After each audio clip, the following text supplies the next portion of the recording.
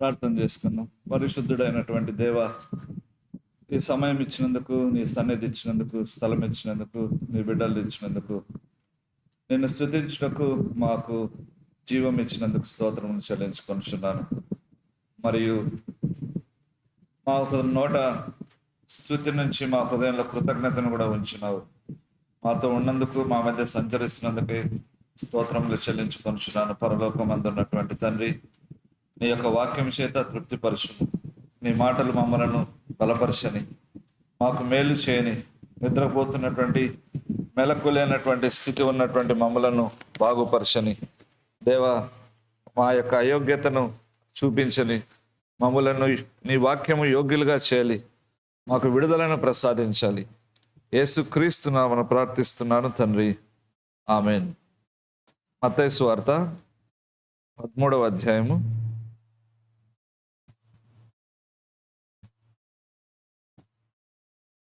మొదటి నుంచి చూసుకుందాం. మత్తయి సువార్త 13.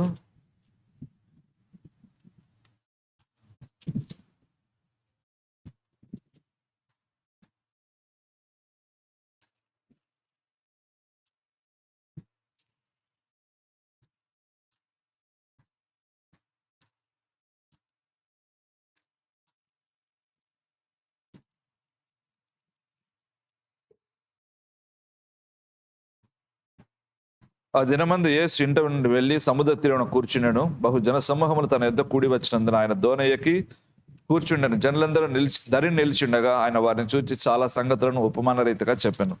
ఎట్లనగా, ఇదిగో విత్తువాడు విత్తుటకు బయలు వెళ్ళను. వాడు విత్తుచుండగా కొన్ని విత్తనములు త్రోవ పక్కన పడెను. పక్షులు వచ్చి వాటిని మింగివేసెను. ఇక్కడ 4 రకములైనటువంటి నేలల గురించి ఉన్నాయి. ఈ నేల అంటే హృదయానికి సాదృశ్యమైంది. అంటే ఒక్కొక్క మనిషి యొక్క హృదయము ఎలాగుంటుంది అన్నటువంటిది దీనికి సూచనగా ఉంది. వాక్యము ప్రకటించినప్పుడు చర్చికే వచ్చారు చాలామంది. ఫ్యాన్ ఇక్కడ ఇదేదో పేజీలు తిప్పడానికి ఉన్నట్టుంది. ఫ్యాన్ ఇటు వచ్చేసి వెనకన్నా పెట్టేసి. సో దేవుని వాక్యము ప్రకటించినప్పుడు పర్లేదు తగను. దేవుని వాక్యం ప్రకటించినప్పుడు మనిషి ఎలాగ రిసీవ్ చేసుకుంటాడు, వాక్యాన్ని ఎలాగో అంగీకరిస్తాడు అన్న దాని మీద ఈ మాటలు ఉన్నాయి. మొదటి రకమైనటువంటి హృదయం గురించి ఇక్కడ చెప్పబడుతుంది. అంటే వాక్యము ఒకడికి ఇంతమంది ఉన్నారు. వాక్యం ప్రకటించిన తర్వాత వీరిలో మొదటి రకమైనటువంటి హృదయం కలిగినటువంటి వ్యక్తులు ఎలాగుంటారంటే ఇక్కడ రాసింది 3వ వచనం 13వ అధ్యాయము. ఇదిగో విత్తువాడు విత్తుటకు బయలు వెళ్ళను. వాడు విత్తుచుండగా కొన్ని విత్తనములు త్రోవ పక్కన పడెను. పక్షులు వచ్చి వాటిని మింగివేసెను. తర్వాత 19వ వచనం. ఎవడైనా రాజ్యమును గురించిన వాక్యం వినియు గ్రహింపకయుండగా దుష్టుడు వచ్చి వాని హృదయంలో విత్తబడిన దానిని ఎత్తుకొని పోవును. త్రోవ పక్కన విత్తబడిన వాడు వీడే. రైతులకు బాగా అర్థమవుతుంది. పొలంలో గట్లు ఉంటాయి. రైతు బాగా విత్తుతూ ఉన్నప్పుడు కొన్ని విత్తనాలు గట్టు మీద పడతాయి. సో దాని గురించి చెప్పాడు, త్రోవ పక్కన అన్నాడు. కాబట్టి ఈ యొక్క హృదయం కలిగినటువంటి వ్యక్తి అంటే దాని అర్థం ఏమంటే సిద్ధపాటు లేనటువంటి వాడు. విత్తనములు అంటే దేవుని వాక్యము, విత్తువాడు అంటే పాస్టర్, నేల అంటే హృదయం. విత్తనములు అంటే దేవుని వాక్యం, విత్తువాడు పాస్టర్ ప్రసంగికుడు, నేల అంటే హృదయం. ఈ 3 గుర్తుపెట్టుకోండి, సరిపోతుంది. మీకే ప్రమాదం. ఎప్పుడు స్టార్ట్ చేసినా తెలియకపోతే ఎప్పుడు ఏం చేయడం అసలు. కాబట్టి మరి విత్తువాడు విత్తనంలో తేడా ఉందా అంటే లేదంటే వాక్యం అందరికీ సమంగా ఉంది. ఇప్పుడు వేరుగుంది అనుకోండి వాక్యం. ఒక చర్చిలో ఆశీర్వాదం గురించి చెప్తారు, ఇంకొక చర్చిలో పాపం అంటారు కానీ ఏం పాపమో చెప్పరు, ఎందుకంటే బాధపడతారు కాబట్టి. ఇంకొక చర్చిలో నేరుగా ముఖం గుద్ది మీద గుద్దినట్టు చెప్తారు. సో వాక్యాన్ని వివిధ రకాలుగా చెప్తున్నారు ఇప్పుడు. కానీ వాక్యం వాక్యమే. ఏది చెప్పినా హృదయంలో మార్పు అనేది రావాలి. కాబట్టి వాక్యంలో మార్పు లేదు. విత్తేవాడు యేసుప్రభునే తీసుకుంది. ఇప్పుడు మాదిరి కక్కుర్తి పడే వాళ్ళని తీసుకోకుండా విత్తువాడు పాస్టర్ అనుకో. ఏమాత్రం పక్షపాతం లేకుండా ఒకే బైబిల్లో నుంచి అందరికీ ఒక రకమైన వర్తమానం ఇస్తున్నాడు. సో విత్తేవాడి మీద పాస్టర్ మీద కూడా ప్రాబ్లం లేదు. మరి సమస్య ఎక్కడ వస్తుంది? ఎందుకంటే ఈ నేల ఫలించలేదు అనింది. వీళ్ళని ఎవరంటారంటే వీళ్ళంటాలని అశ్రద్ధగా వినేవాళ్ళు అనమాట. Careless hearers. వాక్యం అశ్రద్ధగా వినేటువంటి వాళ్ళు. సరే, ఇప్పుడు నేలలో ప్రాబ్లం ఉంది అంటే హృదయంలో ప్రాబ్లం ఉంది. వాక్యం ఒకటే, విత్తేవాడు పాస్టరే, అందరికి సమానంగా ఇస్తున్నాడు. కానీ కొంతమందిలో అది వాక్యము పనిచేయటం లేదు. ఎందుకు? గట్టు చూసినారు కదా, పొలం గట్టు ఎట్లుంటుంది? జయరాజు గట్టిగా అయిపోయింటది కదా, ఈయనకు బాగా తెలుసు. విత్తనాలు వస్తాయా? వచ్చే సమస్య లేదు. ఎందుకంటే అది దున్నబడలేదు. అది కారణం. రైతు నడవడానికి పెట్టుకుంటాడు ఆ గట్టిని, దాంట్లో నుంచి వచ్చి పొలం దున్నేసి మళ్ళీ దాని మీద నడిచిపోతాడు. అలాగా నడిచి నడిచి నడిచి నడిచి ఏమవుతుందంటే గట్టి బారిపోయి విత్తనాలు వేసినా కూడా కొంచెం లోపలికి పోతుంది అంతే. అది కూడా డౌటే, పైనే ఉంటాయి. కాబట్టి పక్షులు, రైతులు విత్తనాలు చేసేటప్పుడు తిరుగుతూ ఉంటాయి. వెళ్ళిపోయిన తర్వాత గట్టి మీద పడిన దాన్ని తినేస్తాయి. సేమ్ థింగ్, వాక్యం ఎవడైనా విని దాన్ని అర్థంగానే చేసుకోకుంటే సాతాను ఎత్తుకుపోతాడు. ఎందుకు ఎత్తుకుపోతాడు? లూకాసు వార్త 8వ అధ్యాయము 12వ వచనంలో చూస్తే దానికి అర్థం ఉంది.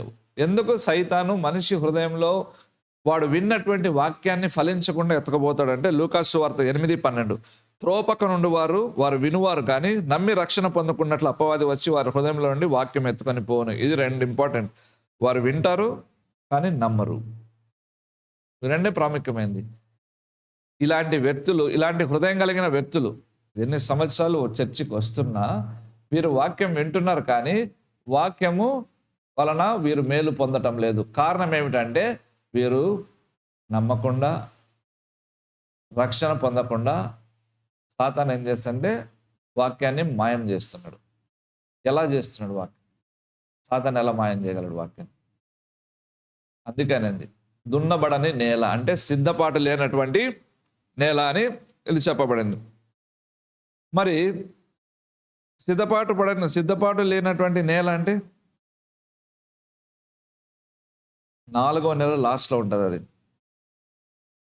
ఒక హృదయము దేవుని సన్నిధికి వచ్చి సిద్ధపాటుతో వచ్చిందంటే ఏమవుతుందంటే, ఎలా ఉంటుందంటే వాక్యాన్ని విని నాకు సంబంధించిన ఏదైనా ఉంటే తీసుకుందాము అనే యోగ్యమైన మనసుతో వస్తుంది. రేపు యూత్ రిట్రీట్ ఉంది. యూత్ రిట్రీట్లో ఒక చాలా ఇంపార్టెంట్ పాయింట్ చెప్తున్నాను. నాకు కూడా ఆశ్చర్యపేసింది. నెట్ ఎతుకుతుంటే దొరికింది నాకు. యవనస్తులు ఉన్న ప్రమాదంలో క్రైస్తవులకి, నామినల్ క్రిస్టియన్స్ పిల్లలకి మోస్ట్ డేంజరస్ లక్షణం రేపు చెప్తా. మోస్ట్ డేంజరస్ లక్షణం. నాకు కూడా ఆశ్చర్యం వేసింది. దానివల్లే మన పిల్లల్లో ఎవరు రక్షణ పొందటం లేదు. ఎక్కువ శాతం దానివల్లనే. రేపు వస్తావు కదా, రేపు చెప్తా అయితే నీకు కూడా. కాబట్టి చర్చికి వచ్చినప్పుడు వాక్యం వినటానికి ఎలా వస్తారు? ఆదివారం కాబట్టి రావాలి. ఒకటి, చర్చికి వెళ్ళకపోతే నష్టం వస్తుంది అనుకునే వాళ్ళు కూడా కొంతమంది. ఇంకా కొంతమంది ఎలా ఇక్కడ లేరు. మేము వేరే స్టూడెంట్స్గా సేవ్ చేసేటప్పుడు ఉన్నవాళ్ళు రాకపోతే వీళ్ళు అడుగుతారు అని వచ్చేవాళ్ళు ఉన్నారు. అబ్బా వీడు ఫోన్ చేస్తాడు లేకపోతే ఇంటికన్నా వస్తాడని అలా వచ్చిన వాళ్ళు కూడా మా దగ్గర ఉన్నారు బ్యాచ్లు. కొంతమంది మా దేవుని సన్నిధికి వచ్చి వాక్యం అంటే నా హృదయం బాగా సంతోషంగా ఉంటుంది అని వచ్చేవాళ్ళు ఉంటారు. ఇది యోగ్యమైన మనసు. దేవుడు మాట్లాడతాడు అని నమ్మి వచ్చేవాళ్ళు, నమ్మని వాళ్ళనే సిద్ధపాటు లేని హృదయం అంటారు. ఈరోజు దేవుడు నాతో మాట్లాడుతాడు, నేను వెళ్ళి చర్చికి వెళ్ళి దేవుడిని ఆరాధించాలి అనుకోకుండా ఏదో ఒకట్లనే వచ్చేవాళ్ళు ఉంటారు. వీళ్ళు విన్నటువంటి వాక్యము ఇంటికి పోయే లోపల మాయమవుతుంది. సాతాను వచ్చి ఇట్లా ఏలుబెట్టి ఎత్తుకోడు. ఇలాంటి వారు విన్నటువంటి వాక్యము ఇంటికి పోయేసరికి మాయమైపోతుంది. విని గ్రహించుకుంటున్నట్లు, నమ్మకుండానట్లు, రక్షణ పొందకుండానట్లు సాతాను ఎత్తుకొని పోతాడు అన్నమాట. నమ్మడం ఏమిటి? క్రైస్తవ్యాన్ని మనుషులు అర్థం చేసుకోలేదు. హిందువులు ముస్లిమ్స్ కున్న సిద్ధాంతాలు ఏంటంటే దేవుణ్ణి నమ్ముకుంటే బాగైపోతుంది అంతే. అంతే, ఆ సిద్ధాంతం మీద బతుకుతారు వాళ్ళు. కాబట్టి యేసు ప్రభు దగ్గరకు వచ్చినా కూడా నాకు ఇంకా ఎందుకు మేలు జరగలేదనే ప్రశ్న వేస్తూనే ఉంటారు. గమనించండి, ఎక్కువ మంది హిందువులు నాకు ఇంకా ఎందుకు మేలు జరగలేదని. కారణం క్రీస్తు అర్థం కాకపోవటాన్ని బట్టి. దేవుని దగ్గరికి వచ్చినప్పుడు దేవుడు మేలు చేస్తాడా? ఏం మేలు చేస్తాడు? ఆర్థిక ఆశీర్వాదాలు ఉంటాయి. వీటన్నిటికంటే పైగా దేవుడు ఇచ్చేది ఏంటంటే మన హృదయాన్ని బాగు చేయడం ప్రారంభిస్తాడు. ఎందుకు దేవుడు హృదయాన్ని బాగు చేస్తాడంటే, హృదయం మోసకరమైనది, ఘోరమైన వ్యాధి కలది, దానిని ఎవడు గ్రహించగలడు? నీ హృదయంలో నుంచే నీ సమస్తమైన ఆలోచనలు, సమస్తమైన నిర్ణయాలు, సమస్తమైనటువంటి సంబంధ బాంధవ్యాలు, ప్రేమ, ద్వేషం అన్నీ పుడతాయి. కాబట్టి ఫస్ట్ దాన్ని సెట్ చేస్తే మిగతావన్నీ సెట్ అయిపోతాయి. ఒక వ్యక్తి మంచి గవర్నమెంట్ జాబ్ ఉంది, 2 లక్షల రూపాయల జీతం, భార్య 2 లక్షల రూపాయల జీతం. వీని బుర్రలో పురుగు ఎక్కింది, బిజినెస్ స్టార్ట్ చేసినాడు. వానికి తాడు లేదు, బొంగరం లేదు, అంటే పిల్లలు లేరు, బిజినెస్ స్టార్ట్ చేసినాడు. ఏమైంది అన్న? మెయింటైన్ చేసుకోవడం కష్టమైంది అన్న. అంటే ఏం చేసి వేరే వాళ్ళకి ఇచ్చేసినాడు. ఉంటుంది. హృదయం బాగుపడకపోతే తలలో చాలా పురుగులు వస్తాయి. వానికి ఏమి తక్కువ అని అర్థం కాలేదు. నెలకు 4 లక్షలు వస్తాయి, 5 లక్షలు వస్తాయి, ఇద్దరికి కలిసి తెలీదు. ప్లస్ ఆస్తులు ఉన్నాయి, కానీ ఇంకొక మార్గాన డబ్బు సంపాదిస్తాడంట. అర్థమైందా? దేవుడు ఎందుకు డబ్బు ఇవ్వండి దేవుని దగ్గరకు వస్తే? ఫస్ట్ హృదయం బాగు చేయడానికి కారణం ఏమిటంటే, నీ హృదయం కానీ సరిగ్గా లేకుంటే నీ భార్య, నీ భర్తలు ప్రాబ్లం అవుతుంది, నీ పిల్లలకు కూడా ప్రాబ్లం అవుతుంది. అప్పుడు నువ్వు లాస్ట్లో వేసే ప్రశ్న ఏంటంటే, దేవుని దగ్గరకు వచ్చినా కూడా నాకు ఈ సమస్య వచ్చింది అంటావు. కాబట్టి యేసు ప్రభుని కోణంలోంచి నువ్వు చూడాలంటే, ఆయన దగ్గరకు వచ్చినప్పుడు మన స్వభావాన్ని బాగు చేస్తాడు. ఆ కోణంలో నుంచే చూడు యేసు ప్రభు. మిగతాది కూడా బాగు చేయగలడు. సిద్ధపాటు లేనప్పుడు జరిగేటువంటి సమస్యలు. ఈరోజు వాక్యం బాగాలేదు కదా, ఇలాంటి మాటలు మాట్లాడుతుంది సిద్ధపాటు లేకుంటే. వాక్యం ఎలా ఉంటే బాగుంటుంది చెప్పండి చూద్దాం. అంటే మిమ్మల్ని కాదు, జనరల్గా అట్లా ప్రశ్నలు వేస్తారు. ఎలా ఉంటే బాగుంటుంది వాక్యం? అదే ఈ నెల వాక్యం విని గ్రహించకుంటే, వాక్యం విని గ్రహించకుంటే. ఒక ఊరికి పోయినాను, వాక్యం చెప్పిన తర్వాత కొన్ని నెలలుగా మాట్లాడలేదంట. ఉద్యమం వచ్చింది ఆ ఊర్లో, విపరీతంగా ఏడ్చినారు. భార్యాభర్తలు ఆ రోజు మాట్లాడుకున్నారు. మాకు గ్రౌండ్ స్థలం ఇచ్చిన వాళ్ళు మాట్లాడుకున్న తర్వాత భార్య వచ్చి నీకే అనింది. భర్త అందరూ ఉన్నారంటే నీకు కూడా అన్నాడు ముసలోడు అక్కడి నుంచి. ఇది సిద్ధపాటు లేని హృదయం. అంటే వాక్యము నాకు సంబంధించింది అనుకోకపోవడం. ఎందుకు ఒక వ్యక్తి దేవుని సన్నిధికి వచ్చిన తర్వాత పోయి వాక్యం నాకే, నిశ్చయముగా నేను దేవుడు ఈరోజు దీవిస్తాడు అంటే నాకే, అది నాకే, నీకు కదా, నాకే. దుష్టుడా, నీ హృదయంలో ఇంత పగ పెట్టుకున్నావు, నీ వల్ల ఇంత నష్టం వచ్చింది అంటే నాకు కాదు అది. మరి అది ఎట్లా అవుతుంది? అందుకే సిద్ధపాటు లేనటువంటి హృదయం. నువ్వు రక్షణ పొందాలి అంటే నేను ఎప్పుడో పొందినా. ఎప్పుడో పొందితే ఇంకా ఎందుకు ఇలాంటి దరిద్రమైన బతుకుంది అని నా ప్రశ్న. ఎప్పుడో పొందితే రక్షణ ఎందుకు? మీరు శిలువ ధ్యానాలు ఎవరు చాలా మంది విన్నారు కాబట్టి మీకు అర్థం కాదు. డాక్టర్నల్గా చెప్తున్నాం, శిలువ ధ్యానాలు కొంచెం లోతుగా చెప్తున్నాం. దాంట్లో మర్మాలు ఇమిడి ఉంటాయి, ఇక్కడ చెప్తే అర్థం కాదు అందరికని. ఆ మర్మాలు, శిలువ, దాని త్యాగము ఎంత చేశాడు అనేది అర్థమైతే అప్పుడు రక్షణ అనేది ఎంత విలువైనది, రక్షణ పొందిన వ్యక్తి ఎంతగా ఫలిస్తాడు అనేది అర్థమవుతుంది. ఊరికే రక్షణ పొందామంటే సరే పొందిన, మరి ఎక్కడ మేలు ఎక్కడుంది? ఏది ఏమి మార్పు కనిపిస్తుంది? ఎవడైనా క్రీస్తునందు ఎడలా వాడు నూతన సృష్టి అంట. మరి ఏది ఎందుకు మార్పు కలగడం లేదు అంటే రక్షణే ప్రశ్నార్థకము. ఒక చర్చ్ ఉంది, ఆ చర్చ్ ఏంటంటే అందరు రక్షణ పొందారు, అందరికీ కమ్యూనను, అందరికీ బాప్తిసమను. సరే వాళ్ళ ప్రార్థన వింటుండే వీడికి ఒక్కడికి కూడా ప్రార్థన చేయడం రావడంలే. ఎవడు రక్షణ పొందినాడు, ఎవడు పొందలేదు, నాకైతే ఏం అర్థం కావడంలే. అందరూ బాప్తిసము, అందరూ కమ్యూననే. మరి ప్రార్థన 5 నిమిషాలు కూడా రావడం లేదు చేయడానికి. అలవాటుగా చేసేవాళ్ళు చేస్తారు, అది కాదు. మాకు అర్థమవుతుంది ఆత్మలో చేస్తున్నాడా లేదా, వీడూరిక శోధక ప్రార్థన చేస్తున్నాడని. రక్షణ ప్రశ్నార్థకము. తప్పేముంది దేవునితో తేల్చుకుంటే? దేవుడు ఉండేదే మంచి చేయడానికి. ఆ మంచి చేసే వ్యక్తి దగ్గర కూడా దాచిపెడితే ఎలాగా? అప్పులోళ్ళు ఉంటారు. నాకు అప్పు ఉందని అంటే, సరే 50,000 తీసుకోండి. తీసుకున్న తర్వాత మళ్ళీ 1 నెల రోజుల తర్వాత మనశ్శాంతి లేదు. ఏమంటే అప్పులోళ్ళ మీద పడ్డారు. అప్పులు నువ్వు 50,000 ఇచ్చినాం కదా అంటే, ఇంతేనా ఉందంటే, అవును ఇంతే అప్పు ఉందంట. మరి ఇంతే అప్పు ఉంటే అప్పు తీరిపోతే మళ్ళీ అప్పులోళ్ళు ఎందుకు వస్తారంటే, లేదు అక్కడ ఒక 1,00,000 తీసుకుంటే నీకు చెప్పలేదంట. ఓహో! అర్థమవుతుంది కదా? కాబట్టి యేసు ప్రభు ఏం చెప్తాడంటే, వినుటకు చెవులు గలవాడు వినును గాక. ఎక్కడికి పోతాయి ఈ చెవులు? అందరికి ఉన్నాయి, చేటంత ఉంటది. వినుటకు చెవులు గలవాడు వినును గాక అంటే అర్థం చేసుకునేవాడు అర్థం చేసుకొని అని. ఈ షాపులో 30 రూపాయల కందిపప్పు ఇస్తుందంటే అక్కడ నమ్మిపోతాం. మినపప్పు 100 రూపాయలకే ఇస్తున్నాడంటే నమ్మిపోతాం. కానీ ఈ వాక్యము నిన్ను బాగు చేస్తుందంటే మాత్రం నమ్మడానికి కష్టం. ఇదే జరుగుతుంది కదా క్రైస్తవంలో. మనం మూఢనమ్మకాలను నమ్ముతాం. బాగా ఉందా? మూఢనమ్మకాలను నమ్ముతాం. చర్చి కింద పెట్టి మనిషి పైన ఉంటే నష్టం వస్తుంది, అది నమ్ముతాం మనం. మరి నువ్వు వాస్తులు చూసి సిద్ధాంతాలు పిలిచి కుడికాళ్ళు పెట్టి ఎడంకాళ్ళు పెట్టి తర్వాత మేరీమాతను పూజిస్తే ఏం కదా? ఇంకా భయంకరంగా అవుతుంది. మనిషి మూఢనమ్మకాలు త్వరగా నమ్ముతాడు, ఆ వాక్యాన్ని నమ్మడు. ఎందుకు? నమ్మి నువ్వు రక్షణ పొందకుండానట్లు సాతాను ఎత్తుకుపోతాడు. ఎందుకు అంత సులభంగా మనుషుల హృదయంలో వాక్యం ఎత్తుకోబోతున్నాడు? నేల గట్టిగా ఉంది. ఇక్కడ ఇది పాయింట్. ఈ మెసేజ్ అంతటికి పాయింట్ ఏంటంటే నేల గట్టిగా ఉంది అంటే మనుషులు నడిచి నడిచి నడిచి నడిచి గట్టి ఏమైందంటే బాగా బిగిసిపోయింది. మీకు కావాలంటే ఎప్పుడన్నా పొలాలకు వెళ్ళినప్పుడు చూడండి, గట్టు ఎంత బలంగా ఉంటుంది. నడవడం కూడా కష్టం, తూలి పక్కన బురదలో పడతాం, అంత గట్టిగా ఉంటుంది. ఎగుడు దిగుడులు. ఎందుకు హృదయం కఠినం అవుతుంది? మనిషి హృదయం ఎందుకు కఠినం అవుతుంది? చాలా కారణం. మొట్టమొదటి అయితే పాపం వల్ల కఠినం అవుతుంది. కొంతమంది కొరకు ప్రార్థన చేసి చేసి చేసి చేసి చేసి అని వదిలేసేస్తున్నా. ఎందుకు తెలుసా? వాడి మీద అసహ్యం కాదు, వీడి అన్ని రకాల ప్రార్థనలు ట్రై చేసినాము, ఇప్పుడు మారడం లేదు కదా, ఏమిట్రా బాబు వీడి పవర్ ఏమిటంటే ఆలోచించి ఆలోచించి వాళ్ళ అమ్మ నాన్నల నుంచి ఆలోచించుకుంటూ వస్తాం.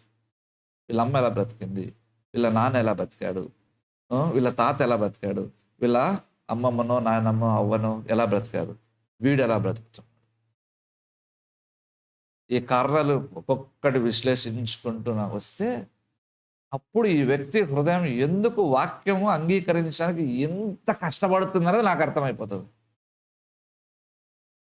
పాపము చేయడం వలన మనిషి హృదయం గట్టిగా అయిపోతుంది. మీకు అర్థం కాకపోవచ్చు నేను చెప్పింది సులువుగా, అనుభవంలో నుంచి చెప్తున్నా కాబట్టి నాకు బాగా తలకెక్కింది అది అనుభవం వల్ల. ఒక మనిషి కంటిన్యూస్గా పాపంలో జీవిస్తూ ఉన్నాడు అనుకో, పాపం ఒప్పుకోకుండా, అతని హృదయం గట్టిపడుతుంది. అంటే గట్టిపడడం అంటే ఏమిటి? వాక్యమునకు స్పందన ఉండదు. That's all. ఇది పాపము, నేను చేయనది అన్న స్పందన ఉండదు. నేను చేస్తే నాకు నష్టం వస్తుంది అనే స్పందన ఉండదు. నేను చేయడం వల్ల నా పిల్లలు అడుక్కు తింటారు అన్న స్పందన ఉండదు. చాలామంది పిల్లలు నేను ఈ మధ్య చూస్తున్నటువంటి వాళ్ళ శ్రమలకు కారణం వాళ్ళ తల్లిదండ్రుల పాపములు. నెలల తరబడి వాళ్ళతో మాట్లాడి వస్తే బయటకు వచ్చేవి ఏంటంటే తల్లిదండ్రులు ఎవరో ఒకరు వ్యభిచారంలో ఉంటారు, బతికింటారు. దానిని బట్టి వీళ్ళకి శ్రమలు చూస్తారు. అయ్యో వీళ్ళకి ఏమి ఇంత శ్రమలు వస్తాయి, ఎలా ఎలా ఎలా ఏం చేయాలి? వాళ్ళు పశ్చాత్తాపడరు. తల్లిదండ్రులు చేసిన పాపానికి పిల్లల పాపం పశ్చాత్తాపడరు. తల్లిదండ్రులు చనిపోయినారు కానీ దేవుడు కనికరిస్తాడు. కాబట్టి హృదయం కఠినం అయిపోవడానికి కారణం ఏమిటి? పాపం. మరి అలాంటప్పుడు కొంతమంది అనవచ్చు, మరి దేవుని వాక్యం కదా, వాక్యం చదివితే వాక్యానికి పవర్ ఉండాలి కదా అనవచ్చు. వాక్యానికి పవర్ ఉంది, ఎవరు లేదని చెప్పలేదు. కానీ హృదయం సిద్ధపరచబడలేదు. ఒక హృదయంలో కార్యం జరుగుతుంది, నీ పక్కనోడ హృదయంలో కార్యం జరగడం లేదు. అంటే వాక్యానికి పవర్ లేదంట. ఎలాగంటావు? నీ హృదయం సిద్ధపడలేదు వాక్యాన్ని తీసుకోవడానికి. వాక్యానికి పవర్ లేదని కాదు. ఫెయిల్యూర్ ఎక్కడుంది? మన హృదయ స్థితి మీద ఆధారపడింది. సద్దూకైలు ఉన్నారు, వారు దేవునికి దగ్గరగా ఉన్నట్టున్నారు, ధర్మశాస్త్రం తెలిసిన వాళ్ళగా ఉన్నారు, బైబిల్ అంతా తెలిసిన వాళ్ళగా ఉన్నారు, కానీ పునరుద్ధానం లేదన్నారు వాళ్ళు సింపుల్గా. Failure of the heart. పునరుద్ధానం లేదంట. కొన్ని చర్చెస్కి పోతాను, అవి చచ్చిన చర్చెస్. జ్ఞానం, బైబిల్ జ్ఞానం ఫుల్గా ఉంటుంది, దేవుని కార్యాలే ఉండవు. ఇక వీళ్ళలో ఇలాంటి వాళ్ళు దేవుణ్ణి ఆరాధిస్తుంటే ఏమవుతుంది తెలుసా? బోరు కొడుతుంది. నిజంగా చెప్తాను. దైవ కార్యములు కానీ మన జీవితాల్లో సంఘాల్లో కానీ జరగకపోతే ఏమవుతుంది? భక్తి బోరు కొడుతుంది. ఈ తప్పుడు సిద్ధాంతాలు ఆత్మకార్యంలో ఆగిపోయాయి. ఆత్మవరములు లేవనే తప్పుడు సిద్ధాంతం కూడా మనిషి హృదయాన్ని కఠినం చేసి మనుషులు మేలు పొందకుండా చేస్తారు. అందుకే చాలా మంది రోగాలు వస్తే భరిస్తూనే ఉంటారు. ఈరోజు ఉదయం ఒక టాబ్లెట్, మధ్యాహ్నం ఒక టాబ్లెట్, రాత్రి ఒక టాబ్లెట్లు వేసుకొని భరిస్తూనే ఉంటారు. పోరాడరే? పోరాడలేరు. కారణం ఏమిటి? తప్పుడు సిద్ధాంతాలని నమ్మటం వలన హృదయం కఠినమైపోయి దేవుని వాక్యం నేరుగా ఉంటే కూడా స్పందించలేకపోతా ఉంది. అంతే ప్రాబ్లం. వాక్యానికి శక్తి లేదని కాదు, వాక్యానికి శక్తి ఉంది.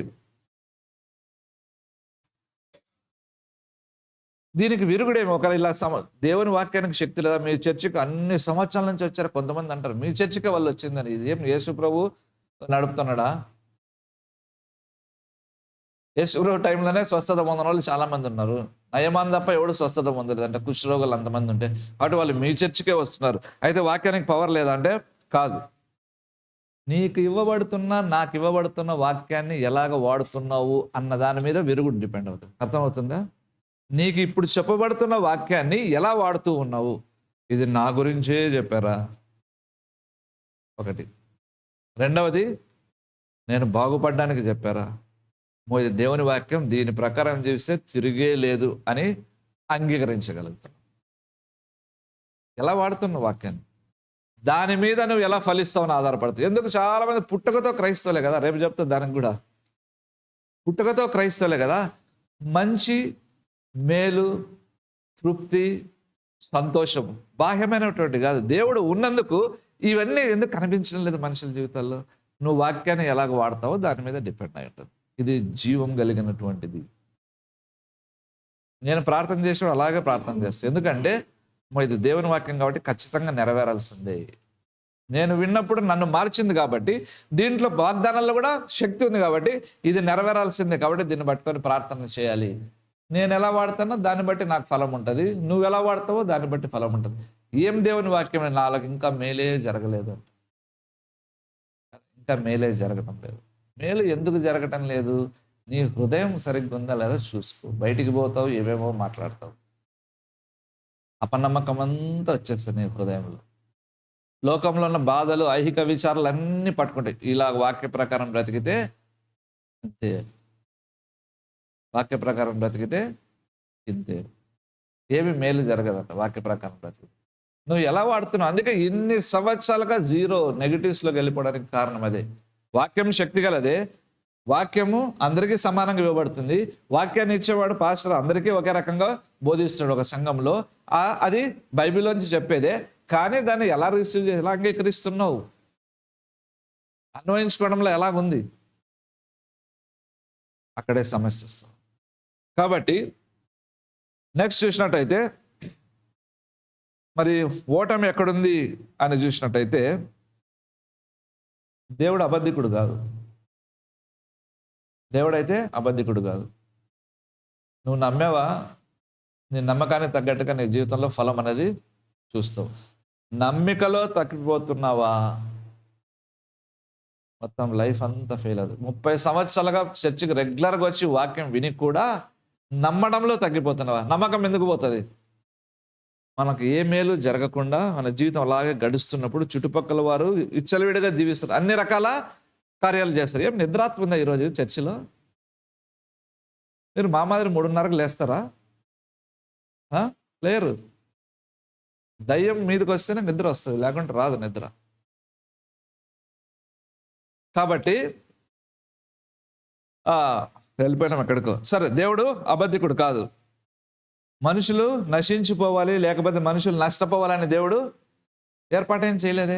మరి అయినా మనుషులు ఎందుకు కష్టపడుతున్నారు, నష్టపోతున్నారు? దేవుళ్ళో పొరపాటు ఉందా? చెప్పండి. దేవుడిలో పొరపట్లేదు. మరి సత్యం బలహీనమైనదా? చెప్పండి. అక్కడుందా సత్యం బలహీనమైనదా? సత్యం మిమ్మల్ని స్వతంత్రులుగా చేయనుంది. మరి స్వాతంత్రం ఇవ్వకుండా ప్రతి విధమైనటువంటి అబద్ధం నుంచి, ప్రతి విధమైన తప్పుడు భయం నుంచి విడుదలిస్తుంది సత్యం. ఆ సత్యం దేవుని వాక్యమే. ఈ వాక్యం నమ్మినప్పుడు మనుషులు చెప్పే విషయాలు విని నువ్వు భయపడిపోయి వాళ్ళు చెప్పినట్టుగా తప్పుడు విధానాలు చెయ్యవు. మరి ఫెయిల్యూర్ ఎక్కడ? సత్యంలో ఫెయిల్యూర్ ఉందా? కేవలం హృదయంలోనే ఫెయిల్యూర్ ఉంది. ఈ హృదయం వాక్యాన్ని ఎంత నమ్ముతుంది, ఈ హృదయం వాక్యాన్ని ఎంతగా అంగీకరిస్తుంది, యోగ్యమైన మనసుతో అంగీకరించిన తర్వాత దీన్ని ప్రకారం ఎంతగా జీవించగలుగుతుంది. అందుకే మీ నిమిత్తమే కదా నా నామం అన్యజనుల మధ్య దూషించబడుతున్నదని క్రైస్తవులను చూసి మనిషి చెప్పడానికి రీజన్ ఇదే. క్రైస్తవులు వాక్యాన్ని ఎలా రిసీవ్ చేసుకుంటారో దానిని బట్టి దేవునికి ఎంత మహిమ వస్తుందని ఆధారపడుతుంది. దేవుని మహిమపరచడానికి మనం పిలబడితే మనం ఏం చేస్తాం? మన ఉనికి దేవుని అవమానపరుస్తుంది. మరి జీవిత విధానం మీకు మాకేం డిఫరెన్స్ అని అంటున్నారు కొంతమంది. మీరు ముగ్గులు వేస్తారు, మేము ముగ్గులు వేస్తాము. అలాగండి ఒక ఇంట్లో దగ్గర క్రైస్తవులు ముగ్గులు వేస్తున్నారు. నేను చెప్తున్న దయ్యాలు దీనివల్ల వస్తున్నాయి, తీసేయండి అట్లానే వేస్తున్నారు. అలాగే సఫర్ అవుతున్నారు వాళ్ళు. అలాగే సఫర్ అవుతున్నాం. ఈవిల్ స్పిరిట్స్ వాళ్ళు ఇళ్ళకి దూరుతున్నాయి. ఆశీర్వాదము లేదు వారి కుటుంబాల్లో. ఆర్థికపరమైన ఆశీర్వాదం మరి ముఖ్యంగా దేవుడు క్షమిస్తున్నాడు కాబట్టి వారు ముందుకు వెళ్తున్నారు అన్నమాట. మరి ఇంకా వాక్యం హృదయంలో ఫలించకుండా పోవడానికి కారణాలుగా చూసినట్టయితే ఆత్మీయమైన గ్రహింపు విషయంలో మనం కొరతగా ఉన్నాం. వాక్యం మనకి ఇవ్వబడినప్పుడు దాన్ని ఎలాంటి పర్సెప్షన్తో మనం చూస్తున్నాం. వాక్యం ఇస్తే ద్వేషం అనే భావనలు వస్తుందా? వాక్యం ఇచ్చినప్పుడు ఇది మనల్ని గుచ్చుకునేటట్టుగా చేస్తుందా? చర్చి కొత్తలో పెట్టడం కొంతమంది ఎగ్గొట్టినారు. ఎందుకు రావడం లేదంటే అది గోడ దెబ్బ, చెంప దెబ్బ అంట. దేవుని దెబ్బ ఎలా ఉంటుందో మరి. పడింది దెబ్బ, నిజం చెప్తున్నా, అనకూడదు కానీ చెప్పబడింది. కాబట్టి నువ్వు మోసపోకుడి, దేవుడు వెక్కిరించబడాడు. ఒక ఆమె ఏం చేసింది, టీవీలో ఒక పెద్ద స్టార్ అనుకుంటా, బైబిల్ తీసేసి చింపుకుంటూ పోసేసి లోకంలో అందరికంటే గొప్ప పాపిని, జీసస్ లవ్స్ మీ అని, పాపలను దేవుడు ప్రేమిస్తాను కొలాప్స్ అయిపోయింది. వెంటనే ఇమ్మీడియట్గా పడిపోయి చచ్చిపోయింది అమెరికాలో. కాబట్టి మోసపోకుడి, దేవుడు వెక్కిరింపబడడు. గలతీ పత్రికలో చివరి అధ్యాయంలో ఏం విత్తుతామో అదే కోయాల్సి ఉంటుంది. మంచి విత్తుతామా మంచి ఖచ్చితంగా కోస్తాం. కనికరం విత్తుతామా కనికరంగా కోస్తాం. ప్రేమను విత్తుతామా ఖచ్చితంగా ప్రేమను కోస్తాం. ద్వేషం విత్తుతామా ద్వేషాన్ని కోయవలసిందే. చెడు విత్తుతామా చెడును కోయవలసిందే. కాబట్టి ఇలాంటి ఆత్మీయమైన గ్రహింపు లేనటువంటి ఎవరు అంటే వీరి యొక్క భక్తి, వీరి యొక్క మతం అనకూడదు కానీ భక్తే బాహ్యమైనటువంటిది. అంటే బాహ్యమైనవన్నీ పాటిస్తారు.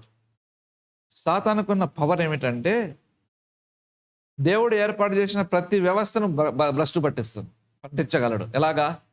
క్రమంగా చర్చికి రావడం మంచి అలవాటు. ఆ మంచి అలవాటునే ఆచారంగా చేయగలడు. నిజం, అలాగే అయిపోయింది కదా. అదే చెప్పబడింది ఏమిటి?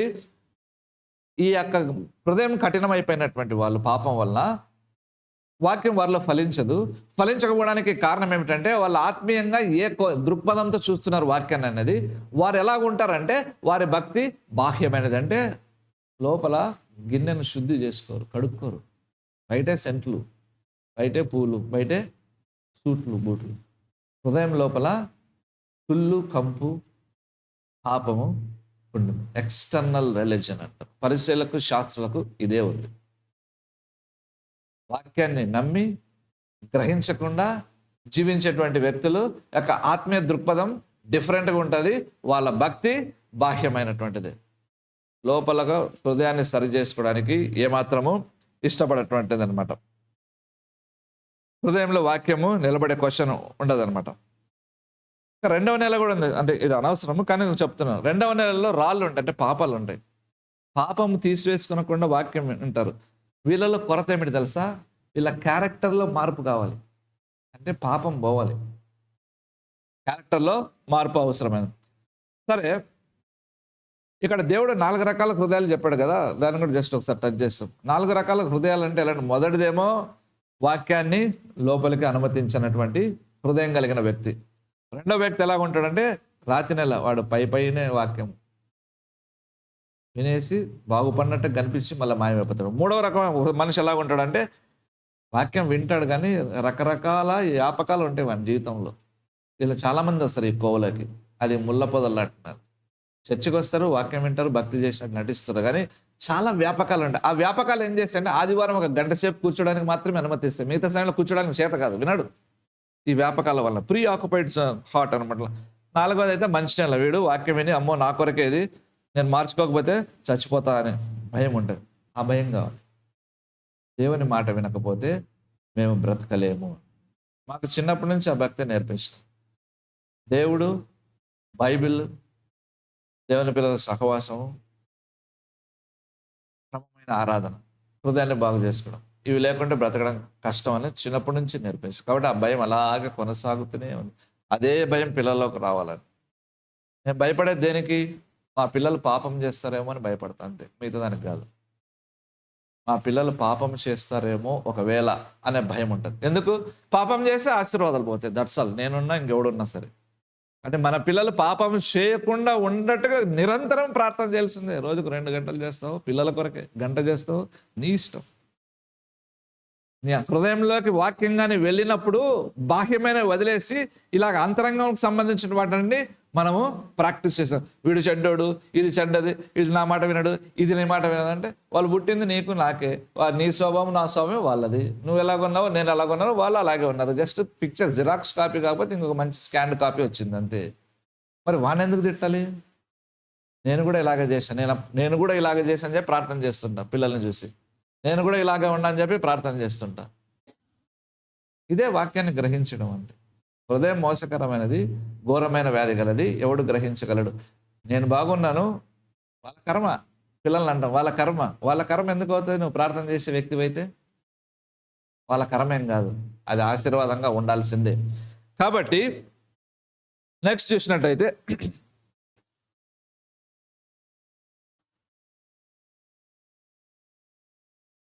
ఈ యొక్క 4 రకాల హృదయాలను చూసాం. మరి ఏమి అవసరమైంది? ఆ టైం లేకపోవడం వల్ల కన్ఫ్యూజ్ అయిపోతున్నా. ఓకే, మనిషికి ఏమి అవసరం? దేవుని వాక్యం ఫలించాలంటే ఏమి అవసరం? 4వ రకం నెలలో చెప్తున్నాడు. ఏం చెప్తున్నాడంటే 13వ అధ్యాయము 23వ వచనం. మంచి నేలను విత్తబడిన వాడు, వాక్యం విని గ్రహించువాడు, అట్టివారు సఫలలై, ఒకడు 100 అంతలు, ఒకడు 60 అంతలు, ఒకడు 30 అంతలుగా. లూకాసు వార్తలు చాలా క్లియర్గా ఉంటుంది 8వ అధ్యాయంలో. ఎలా ఉంటుంది? వాళ్ళు వాక్యాన్ని అర్థం చేసుకుంటారు, వాక్యాన్ని అంగీకరిస్తారు, వాక్యాన్ని ఉంచుకుంటారు, వాక్యం ప్రకారం జీవిస్తారు. ఇది కదా మన సమస్య. వాక్యాన్ని అర్థం చేసుకుంటారు. అర్థం చేసుకోవడం అంటే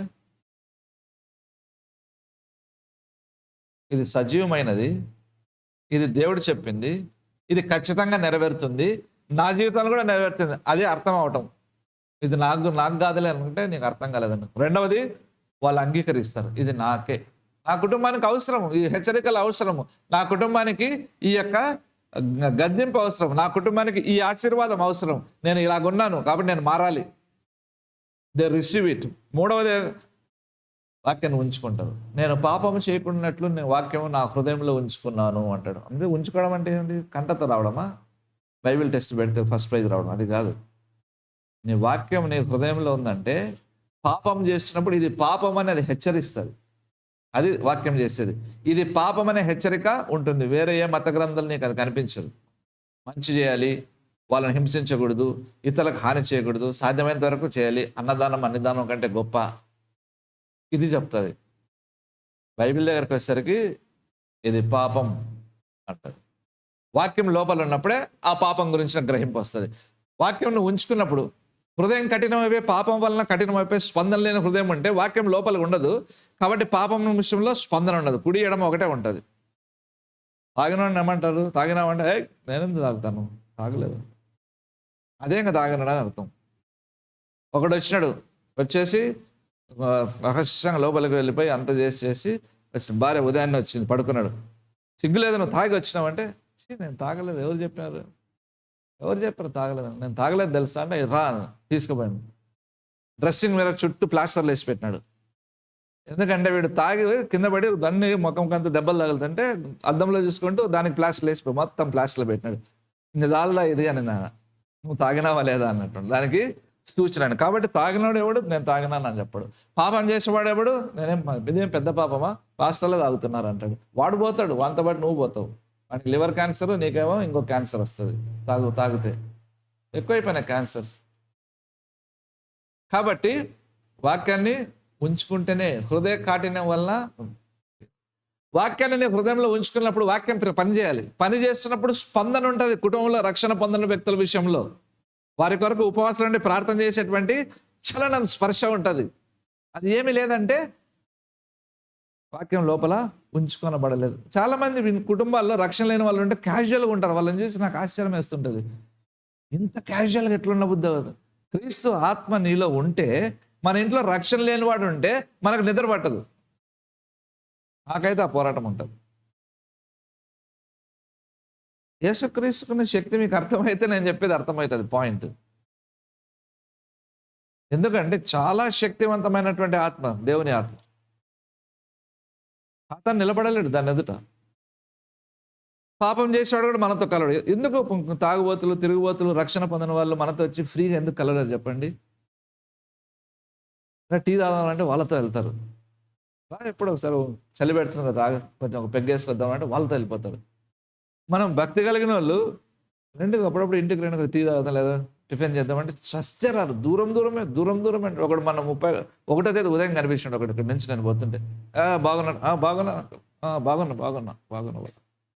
తాగినాడు వాడు రాత్రి. ఆ మత్తు దిగిల వాసన ఇంకా ఉంది. దూరం పోతారు. వాక్యం హృదయంలో ఉంటే, క్రీస్తు మన ఆత్మలో, క్రీస్తాత్మ మనలో ఉంటే ఆ వెలుగుని దగ్గరికి చీకటి రావడానికి ఇబ్బందికి ఫీల్ అవుతాం. అందుకే వాక్యం లోపల ఉంచుకుంటే స్పర్శ చాలా పవర్ఫుల్గా ఉంటుంది. దాని ప్రభావం చాలా పవర్ఫుల్గా ఉంటుంది. మనం పోగొట్టుకుంటున్నాం. యోగ్యమైన మంచి మనసుతో అంగీకరించడం లేదు. కాబట్టి ఒక వ్యక్తి డిజల్ మోడీ దగ్గరకు వచ్చింది. ఒక లేడీ, చాలా అందగత్తె, చాలా ఫుల్ షోకులు చేసుకుంటుంది. ఆమె సినిమాలు చూస్తుందంట. అక్కడికి పోతాను, ఇక్కడ పోతా, ఓపెరా హౌస్ ఏదో చెప్తుంది. మరి యేసుప్రభు దగ్గరకు వచ్చి ఇవన్నీ నో అంటాడు, సినిమా హాల్కి వెళ్ళొద్దు అంటాడు. అంటే ఎవరు చెప్పారు? వెళ్ళు, ఇష్టం, ఫస్ట్ పాపాలు ఒప్పుకోవాలి. మరి నువ్వు చాలా మంచి పాస్టర్ అనిందంట. అందరు ఇట్లా చెప్తారు, నువ్వు మాత్రం చెప్తాను. సరే, ఆమె పాపాలు ఒప్పుకొనింది. సినిమా హాల్లో కూర్చొనింది. భర్తతో పాటు వెళ్ళి సినిమా హాల్లో ప్రశాంత్ కూర్చొంది. రాకపోతే కొడతాడో, లేకపోతే వీడు రాకపోతే ఆమె కొడుతుందో తెలియదు. ఇద్దరు పోయి కూర్చున్నారు. కూర్చున్న తర్వాత కొద్దిసేపటికి నేను ఉండను, వెళ్ళిపోయింది. వచ్చి మూడి దగ్గరికి వచ్చింది. ఏమైంది అంటే, నేను అక్కడ ఉండలేకపోయినాను. అదే యేసుప్రభు చేసేది. నేను సినిమా చూడొద్దు అన్నాడు. నువ్వు ఆయనకు హృదయాన్ని ఇస్తే ఆ హృదయం డిసైడ్ చేసుకుంటుంది ఏది వద్దో ఏది కావాలో అని. చిచి, ఇది పొరపాటున ఒకసారి చూస్తాము, నేను చూడకూడదు కదా అని సైలెంట్ అయిపోతాం, పక్కకి వెళ్ళిపోతాం. అది క్రీస్తు ఆత్మ ఉన్నప్పుడు పాపం చేసే అవకాశం ఉంటుంది, కానీ ఆత్మ బలం ఇచ్చే కలిది అమ్మో ఇది నాకు సంబంధించింది కాదని పక్కకి వెళ్ళిపోతాం. ఎందుకంటే అంత శక్తివంతమైన క్రీస్తు ఆత్మ మనలో ఉంటే మన ఇంట్లో వాళ్ళు ఒక్కొక్కరు నరకానికి పోతుండే చూస్తూ ఉండి పరదేశులము ప్రియులారని పాట పాడితే ఏం ప్రయోజనం? అలాగే ఉంది కదా. రోషం లేదు. ఒకప్పుడు నాకే రోషం లేదు, ఇప్పుడు సిగ్గుపోతుంది నాకు. ఒకప్పుడు ప్రసంగం అంటే శనివారం రాత్రి 2 గంటలకు, ఆదివారం తెల్లవారు ప్రిపేర్ అయ్యి ప్రార్థన చేశాను. ఒక్కొక్కరు వచ్చేది తిట్టిపోయేది నన్ను. ఇంకా పడుకోలేదంట మా అమ్మ. ఆమె సొమ్మేం పోయింది? ఇంకా పడుకోలేదా? 2 అయింటుంది, 3 ప్రసంగం చేసి ప్రిపేర్ అయ్యి ప్రార్థన చేసి ఇప్పుడు అది పోయింది. ఇప్పుడు స్టైల్గా 2 వరకు షార్ట్స్ చూడొచ్చు, కానీ 2 వరకు ప్రార్థన చేసి దమ్మున్నాను చూడడం లేదని ఇప్పుడు. అందుకే చచ్చిన స్థితి. ప్రవచనాలు లేవు ఇప్పుడు. మెసేజెస్, థియాలజీ నెత్తికేసుకొని కొట్టుకోవాలి. నేను అందుకే కొన్నిసార్లు ఇక్కడ చర్చికి వెళ్తాను, ప్రభు ఒక్కసారన్నా దయ్యం పట్టినట్టు తగిలితే బాగుంటుంది, ఇలా శక్తి చూపిస్తామని. చూడాలి మరి, వాక్యం చెప్తున్నాం కదా, వాక్య ప్రకారం శక్తిని కూడా మనం ప్రూవ్ చేసుకోవాల్సి ఉంటుంది దేవుని కృపను బట్టి. 4వ లక్ష్యం, మంచి హృదయం కలిగిన వాడు 4వ లక్ష్యం ఏమిటి? దాన్ని ప్రాక్టీస్ చేస్తాడు. ఇదే ప్రాక్టీస్ చేయడం అంటే వాగ్దానాలను మనము నమ్మి ఆచరణలో పెట్టడం. వాగ్దానాలను నమ్మి ఆచరణలో పెట్టడం, ఇది సిన్సియర్గా దేవుని వాక్యం వినేటువంటి వాళ్ళ లక్షణం. నీ కుటుంబంలో ఏమీ జయం లేదని అనుకో, ఎందుకు లేదు? ఆ ప్రశ్న ఎవడన్నా వేసుకుంటాడా? వేసుకోరు. కాలం వెళ్ళబుచ్చుతూనే ఉంటారు. పట్టుదల అన్ని విషయాల్లో ఉంటుంది. చూడు మమ్మల్ని భోజనానికి పిలవలేదంటారు. దాంట్లో పట్టుదల ఉంటుంది. మమ్మల్ని అసలు పట్టించుకుని కూడా పట్టించుకోలేదు. కష్టం ఏమి లేదు, ఏమి ఉండదు. మా ఇంట్లో ఇంకా వీళ్ళు రక్షణ పొందలేదు. ఏరా నిద్రపోతున్నావా? నువ్వు కూడా అరుస్తుందిరా బాబు ఇది. ఆయనకి వినపడ్డంలే. కాబట్టి ఈ వాక్యాన్ని కానీ ప్రాక్టీస్ చేయడం అంటే వాగ్దానాలు తీసుకొని ప్రార్థన చేయడం. అలాంటి వాళ్ళు ఇప్పుడు తక్కువ అయిపోయినారు. ఫెలోషిప్లో ఉండేవాళ్ళు ఇప్పుడు ఎవ్వరు లేరు. ఎక్కడో కొద్దిమంది ఉన్నారు. అంతగా వాళ్ళు పాటించేవాళ్ళు వాక్యాన్ని. థియాలజీ ఏం పెద్ద తెలియదు వాళ్ళకి. ఇప్పుడు థియాలజీ వాళ్ళ దగ్గర పోతే వీళ్ళకి కార్యాలు తెలియదు. ఒకడు అటు ఉన్నాడు, ఒకడు ఇటు ఉన్నాడు. ప్రత్యక్షతలు లేవు. ఒక వ్యక్తి ఊరికి కళ్ళు మూసుకొని ప్రార్థన చేస్తూనే ఉంటారు. సడన్గా ఒక వ్యక్తి ఇల్లు కనిపిస్తుంది, చేస్తాను. నేను ఫోన్ చేసిన వెంటనే, వాళ్ళందరినీ చూడు పరిస్థితి అన్న. అప్పుడేం లేదు ఏం లేదు అన్నాడు. మళ్ళీ 2 రోజుల తర్వాత కలిసిన. నువ్వు మొన్న అన్నావు కదా కరెక్ట్. ఆ రాత్రి నేనంతా కలవరం పడి అరిచినాను, మా భార్య అరిచింది, లోపల ఎవరెవరు వచ్చినారంటే అదే కదా స్వామి నీకు 2 రోజుల ముందు చెప్పింది నేను. వాక్యాన్ని ప్రాక్టీస్ చేయాలి. దేవుడు మనకు ఆ శక్తిని ఇస్తాడు. దాని కొరకు బ్రతకాల్సిన అవసరం లేదులే. దేవుడు ఆ శక్తిని ఇస్తాడు. వాగ్దానాలు ఉన్నాయి. ఈ వాగ్దానం నెరవేర్చమని ఒకటే కాదు ప్రాక్టీస్ చేయడం అంటే. ఏముంది? వాక్య ప్రకారం హృదయాన్ని కట్టుకోవడం కూడా చాలా ఇంపార్టెంట్. మన హృదయంలోకి వచ్చే ప్రతి చెడును బంధించగలగడం, దాన్ని బయటకు తీసేసుకోవడం. ఆయాసం వస్తుందా? పగ వస్తుందా? కోపం వస్తుందా? అసూయ వస్తుందా? ఇతరుల పిల్లలు చూసి ఓర్చుకోలేకపోతున్నామా? వాళ్ళకి మంచి ఇల్లు ఉంది, మనకు లేదనుకుని పిచ్చి పిచ్చివన్నీ ఆలోచనలు చేస్తున్నామా? ఇవన్నీ పట్టి బంధించడము, తీసివేయడం. పవిత్రమైన హృదయం కావాలి. మనస్సాక్షి బాగుండాలి. దాంట్లోంచి వచ్చే ప్రార్థన శక్తివంతంగా ఉంటుంది. కాబట్టి వాక్యం ఫలించాలంటే, నీ జీవితం కూడా ఫలించాలంటే ఈ 4వ నెలలో ఉన్నట్టుగా తెలుగులో చూపిస్తారు. చెప్పేసి ముగిచ్చేస్తాను. లూకాసు వార్త 8వ అధ్యాయంలో క్లియర్గా రాసి పెట్టాడు.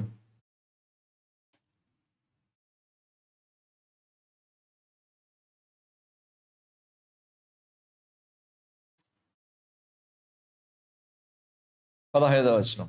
మంచి నెల నుండి 8:15 మంచి నెల నుండి వారెవరనగా, అంటే మంచి హృదయం కలిగిన వారు ఎవరనగా, యోగ్యమైన మంచి మనసుతో వాక్యం విని దానిని అవలంబించి ఓపికతో ఫలించువారు. ఇప్పుడు అన్నా కదా, నేను ప్రశ్న ఒకటి వేసిన, మాకు దేవుడు ఎందుకు మేలు చేయలేదని. నువ్వు దేవుని దగ్గరికి వచ్చినప్పుడు మేలు పొందడానికి ఓపిక కావాలి. ఇంతవరకు అంటే తెలియదు. మనకు చేయవలసిందంతా ఏమిట్రా అంటే, దేవుడు దీవించే వరకు కనిపెట్టుకొని ఉండాలి. దేవుడు ఒకే వాక్యంతో మాట్లాడుతూనే ఉన్నాడు. అది ఏమిటంటే, తగిన కాలం మందు ఆయన మిమ్మల్ని హెచ్చించినట్లు ఆయన బలిష్టమైన చేతి కింద దీన మనసుకులే ఉండు. ఒకసారి అంటే ఓకే ఏందనుకోవచ్చు, 2, 3, 4 ఒకే రోజు అంటే ఏదో ఏర్పాటు చేయబోతున్నాడు. అది బయలుపరచబడేంత వరకు సైలెంట్గా ఉండాల్సిందే అన్నారు. ఓపిక కావాలి. నువ్వు దీవించబడాలా? ఓపిక కావాలి. ఓపిక ఉంటే దీవించబడతావు. ఈ రెండింటికంటే ముందు హృదయం కూడా చెప్తున్నాడు.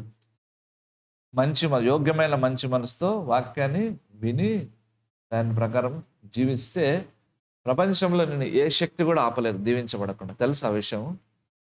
ప్రపంచంలో ఏ శక్తి కూడా నేను ఆపడానికి సాధ్యం కాదు.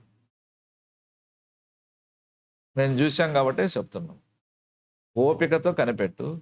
నీ హృదయంలో వాక్యం వెళ్ళని, దాన్ని విను, దాన్ని అంగీకరించు, దాని ప్రకారం జీవించు. ఆశీర్వాదం నువ్వు అనుకున్న దిక్కు నుంచి రాదు, ఆయనకి ఇష్టమైన దిక్కు నుంచే వస్తుంది. ఆశీర్వాదం అంటే మళ్ళీ నువ్వు కోట్లు అనుకోవద్దు. ఇప్పుడు నువ్వు ఏదైతే పరిస్థితులు గుండా వెళ్తున్నావో వాటన్నిటి నుంచి బయటకు వచ్చి క్షేమంగా ఉండడం కూడా ఆశీర్వాదం. నెమ్మదితో ఉండడం కూడా ఆశీర్వాదమే. నువ్వు చేస్తున్న పని ఫలించడం కూడా ఆశీర్వాదమే. కానీ నువ్వు ఊహించినట్టుగా వచ్చి రాకపోవచ్చు. ఓపిక చాలా ముఖ్యం ఫలించడానికి. ప్రార్థన చేసుకుందాం. పరిశుద్ధ తండ్రి, నీ మాటలు జీవము కలిగినటువంటివి, అవి ఫలించినట్లుగా చేయమని ప్రార్థన చేస్తూ ఉన్నాను. వాక్యము విని అంగీకరించి దాని హృదయంలో దాచుకొని దాని ప్రకారంగా జీవించువారుగా మమ్మలను చేయము. నా దేవా, ఓపికతో ఫలించువారుగా చేయము. అనేక ప్రశ్నలు ఉండవచ్చు మా హృదయాల్లో.